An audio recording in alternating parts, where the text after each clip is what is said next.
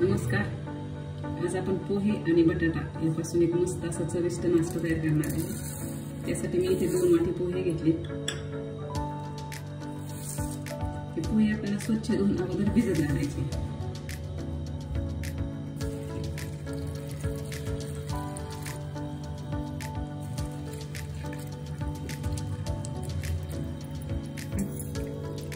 भरपूर पाणी ओतून आपल्याला हे पोहे व्यवस्थित धुवून घ्यायचे.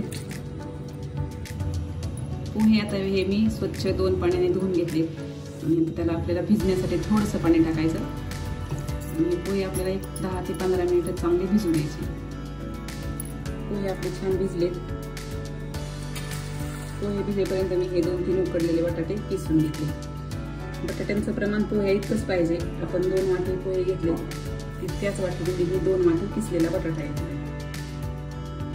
यामध्ये आपल्याला हे पोहे टाकून घ्यायचे.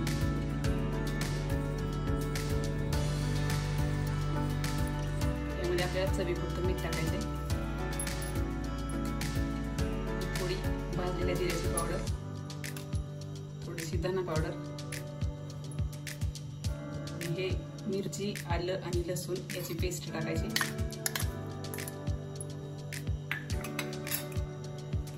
एक बारीक चिरलेला कांदा, थोडी कोथिंबीर, थोडीशी हळद पावडर.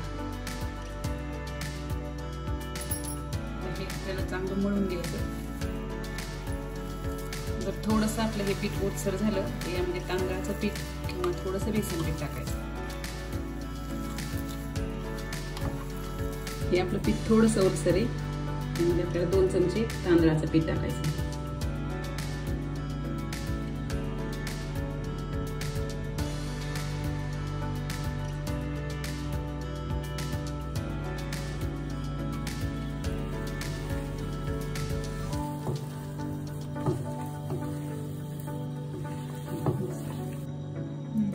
हे पीठ आपलं आता व्यवस्थित मळून झाले. आता पीठ भिजते तोपर्यंत आपण ह्यासाठी लागणारी चटणी तयार करून घेऊ.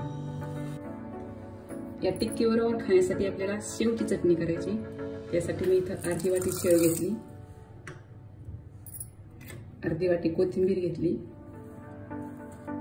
यामध्ये 4-5 लसूण पाकळ्या, चवीनुसार मीठ टाकायचं, थोडीशी साखर, थोडी जिरा, थोडी मिरची पावडर. यामध्ये आपल्याला थोडंसं पाणी टाकायचं आणि हे वाटून घ्यायचं. ही आपली शेवची चटणी तयार झाली. आता हे पीठ आपलं एकदम तयार झाले. आता याची आपल्याला छोटी छोटी टिक्की वळून घ्यायची. त्यासाठी अगोदर थोडंसं हाताला तेल लावून घ्यायचं.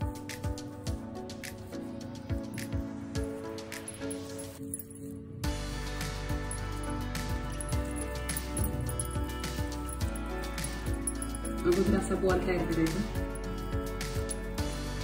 या तिळामध्ये आपल्याला घालून घ्यायचं.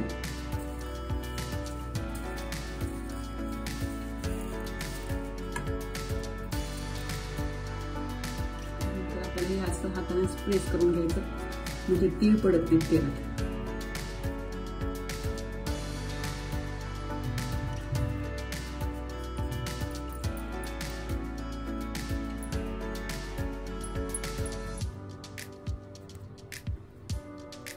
अशा प्रकारे आपल्याला ह्या सगळ्या टिक्की बनवून घ्यायच्या. आता या आपल्या सगळ्या टिक्की करून तयार झाल्या. आता आपल्याला थोड्याशा तेलामध्ये शॅलो फ्राय करून घ्यायचे. तेल तापलेले आपलं. यामध्ये थोड्याशा 3-4 टिक्की आपण सोडून घेऊ.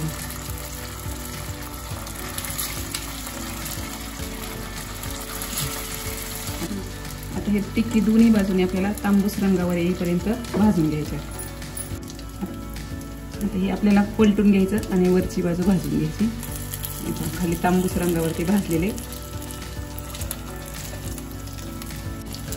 हे चारही पण आपल्या वरची ही बाजू तांबूस झाली. आता खालची बाजू पण आपल्याला अशाच कलरवरती भाजून घ्यायची. हे दोन्ही बाजूनी आपली टिक्की छान तांबूस रंगावरती भाजली. आता हे आपल्याला काढून घ्यायच्या.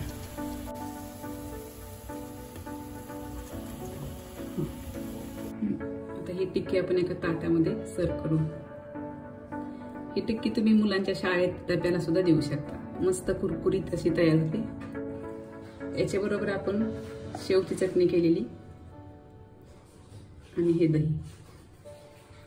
याच्याबरोबर खाण्यासाठी आपण तयार केलेली ही शेवची चटणी. त्यामध्ये आपल्याला थोडंसं लिंबू पिळून घ्यायचं.